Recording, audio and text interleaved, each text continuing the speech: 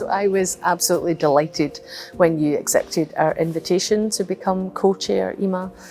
So really thrilled to be working with you, but in particular the expertise and the deep knowledge and insight that you're going to bring to our work this year.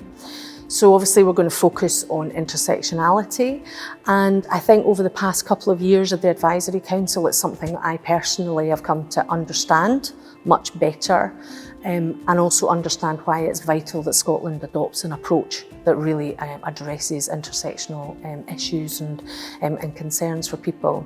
I've found it really interesting around the conversation around intersectionality that people tend to be suggesting that it's something quite complex, which I'm nervous that actually that creates a barrier for people to engage with something that's so important. Because the work that I've done so far, and it's limited of course, and I'm learning as I go, is that it's not complex. It's simply the intersection where different experiences that people have, whether that's around race or gender or disability or their sexual orientation or whatever that may be, where those cross over and intersect and create additional disadvantage for people.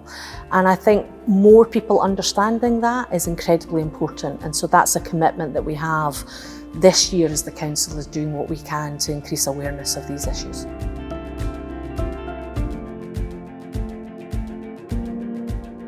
So I think it's really important that we're going to focus in Scotland with an intersectional perspective on what we're doing, particularly towards policy coherence.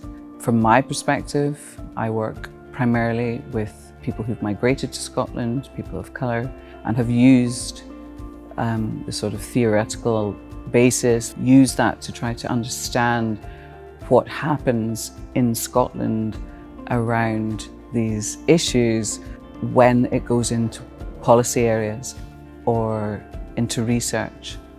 And learning from that or bringing that into the way the Council is working is a really important moment. And I know it's been building within the Council over the last few years, but I think that the way that the Council has managed to bring people on side around this issue about looking at how we make our decisions in Scotland and how we are looking to change how our processes function is a really important way to bring in intersectional perspectives.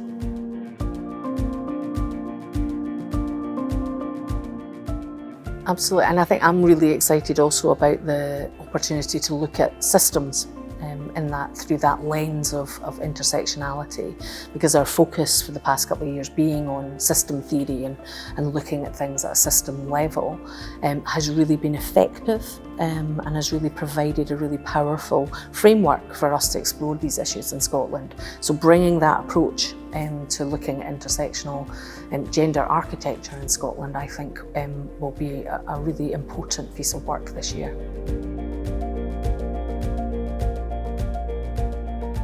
The issue of power is absolutely central to this.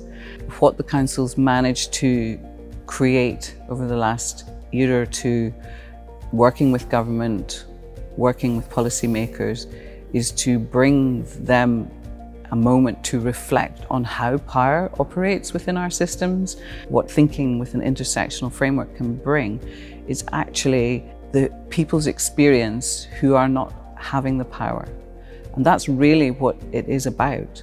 And I know people say, what is it, or confused by it, but actually it's really about bringing in the people who are not there to have some attempt at getting the power to make decisions about what impacts on their lives from whatever perspective that they are. It's usually a mix of perspectives.